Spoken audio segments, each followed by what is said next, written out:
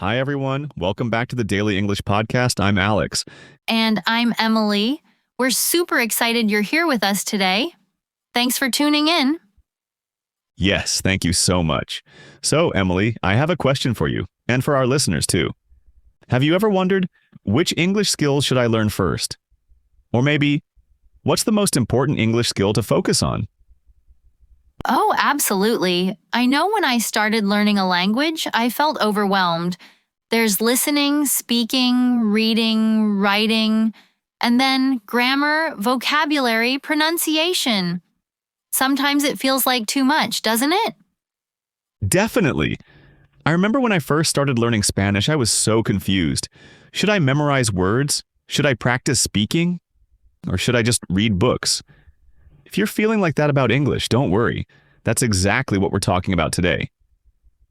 Yes, we're here to help you figure out which skills you should prioritize, and we'll share tips, stories, and real-life examples to make your English journey a little easier and a lot more fun.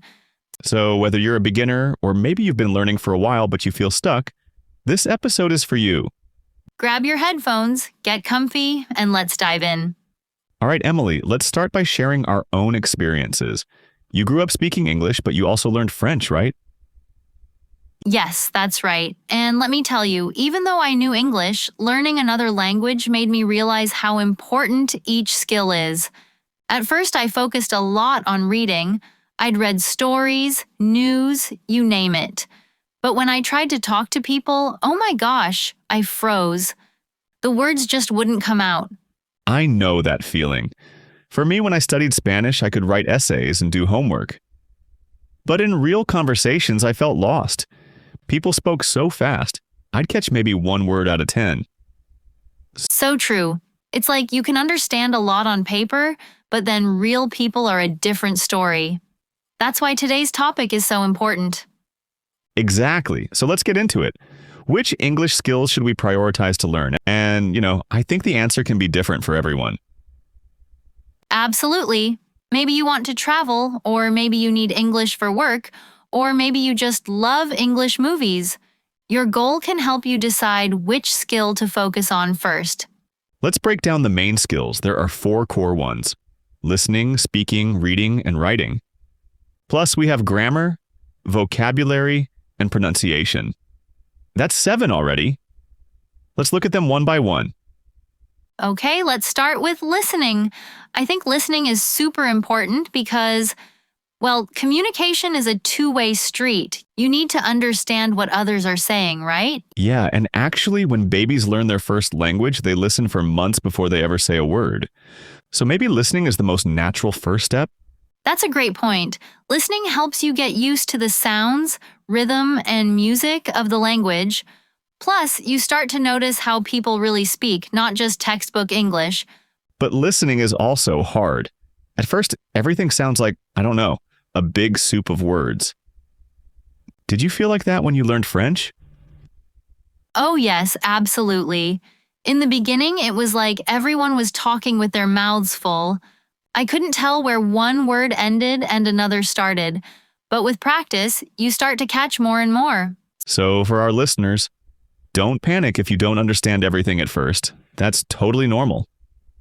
Great advice. And you can practice listening by watching movies, listening to music, or even podcasts like ours. Nice plug, Emily. Okay, after listening, what about speaking? Should we focus on that next? Yes, let's talk about speaking. Speaking is what most people want to improve, right? I mean, most learners say, I want to speak English well, but it can be scary. Totally. I remember the first time I tried to order food in Spanish at a restaurant.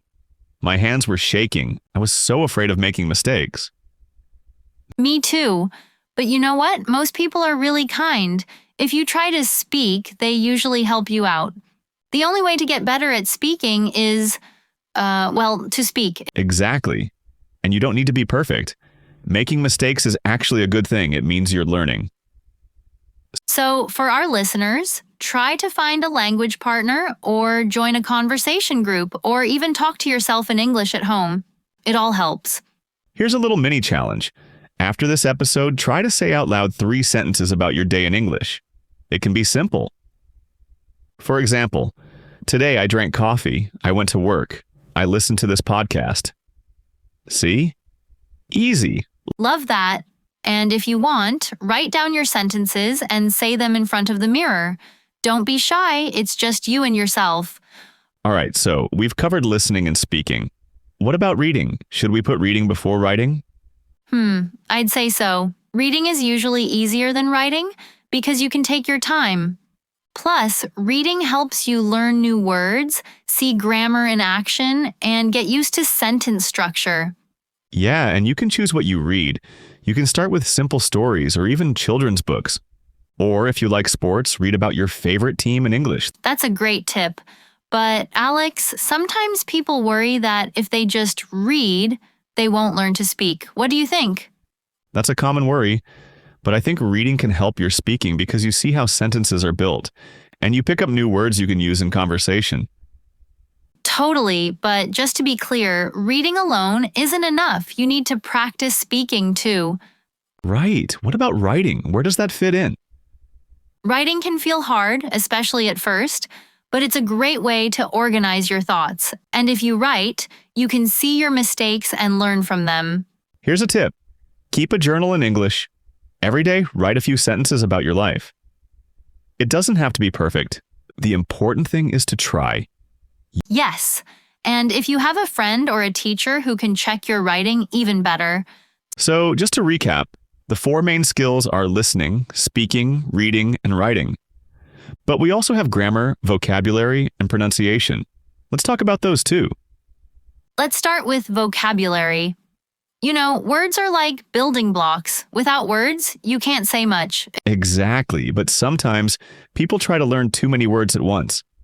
I did that, and I just forgot them all. Me too. It's better to learn a few useful words and practice using them. Here's an idea. Learn words in groups. So if you're learning about food, learn 10 food words together. It helps your brain remember. Great advice, and try to use new words right away. For example, if you learn apple, try to make a sentence, I like apples. Exactly, and don't worry if you forget a word. That happens to everyone, even native speakers. So true. I sometimes forget words in English, and that's my first language. Okay, moving on. Grammar. Some people love grammar, some people hate it. What about you, Emily? I think grammar is helpful, but it shouldn't stop you from speaking. You don't need to know every rule to have a conversation. I agree. In real life, people make grammar mistakes all the time. The main thing is to communicate. For example, if you say, I go store yesterday, people still understand you. It's not perfect, but the message is clear. Exactly, and you'll get better with practice. If you're curious about grammar, learn the basics first, like past, present, and future, or simple sentence structures. Don't get stuck on perfection, right? Right, progress, not perfection. Let's talk about pronunciation. That's a tough one.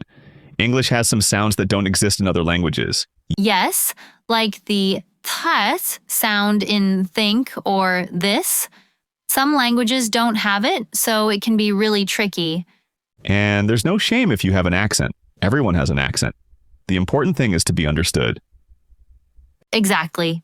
And with practice, your pronunciation will improve. Listening helps a lot here. Try to repeat what you hear, like a parrot.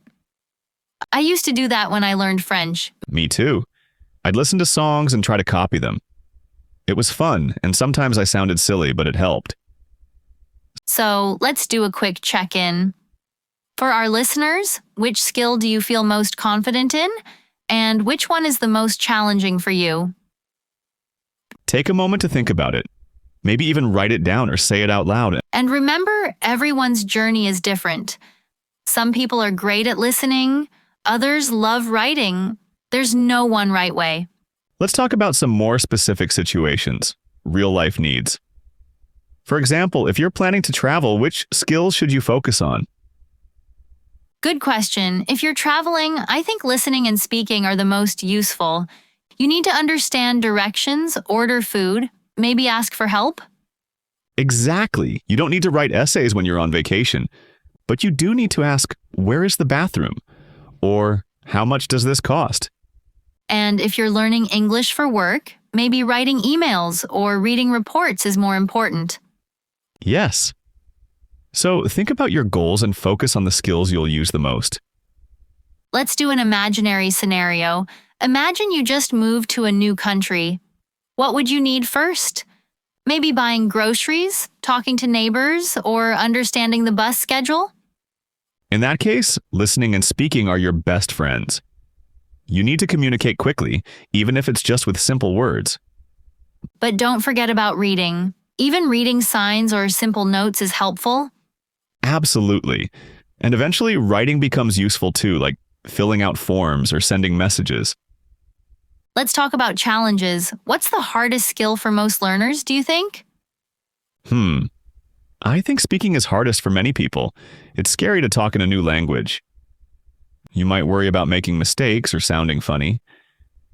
Yes, and sometimes people are afraid others will laugh at them, but really most people appreciate the effort. Exactly. I remember once I said the wrong word in Spanish, and the person just smiled and helped me. It made me feel better. Me too, and sometimes making a mistake is the best way to learn. You remember it forever. What about misconceptions? Are there any myths about learning English skills? Definitely. One big myth is that you have to be perfect before you can speak. That's not true. You learn by doing.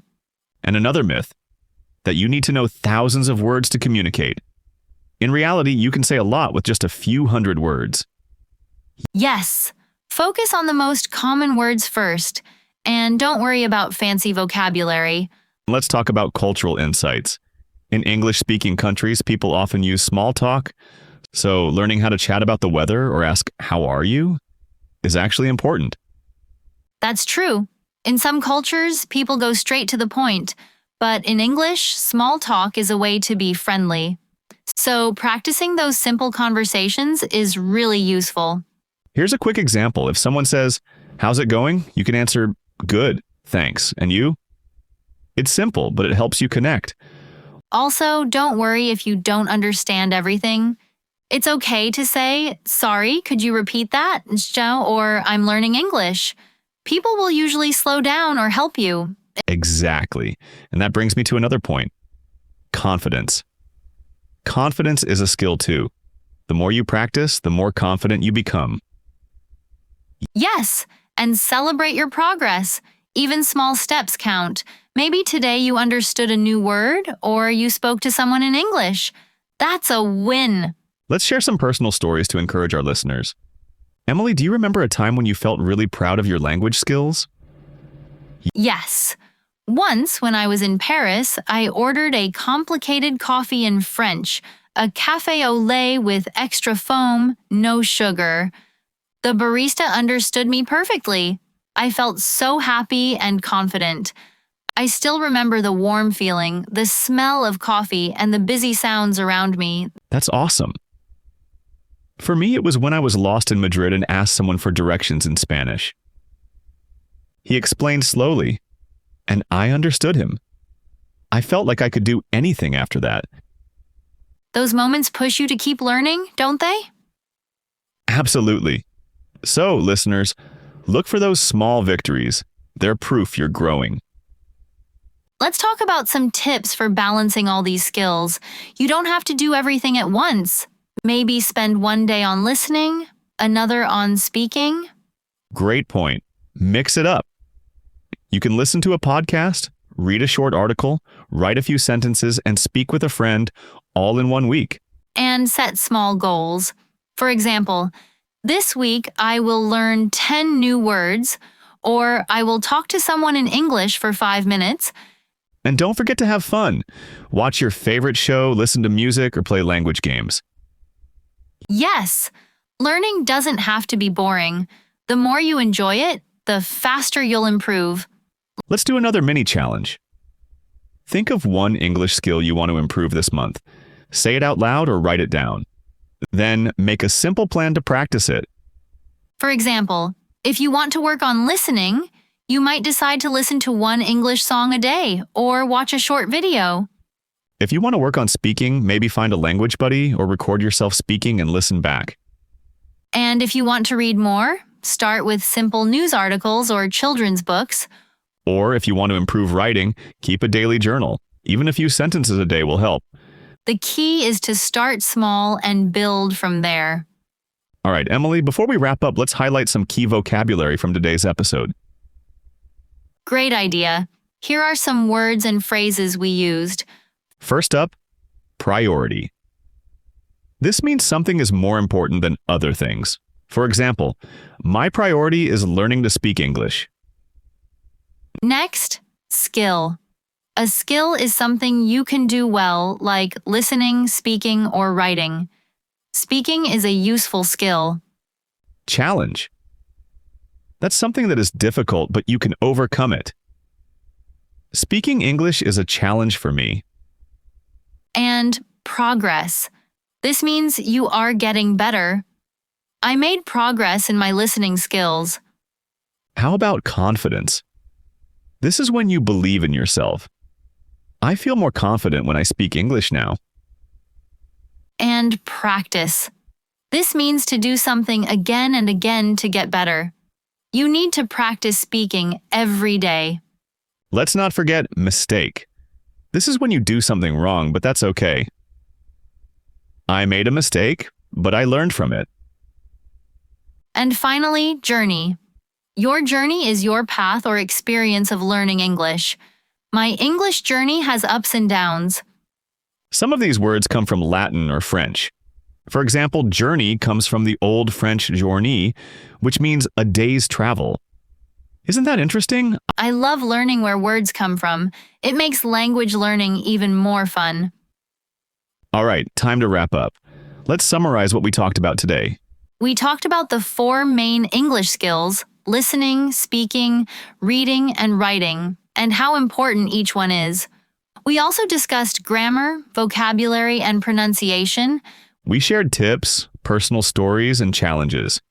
Remember, focus on the skills that match your goals and don't be afraid to make mistakes. And most of all, enjoy your English journey. Learning a language is hard, but it's also exciting and fun.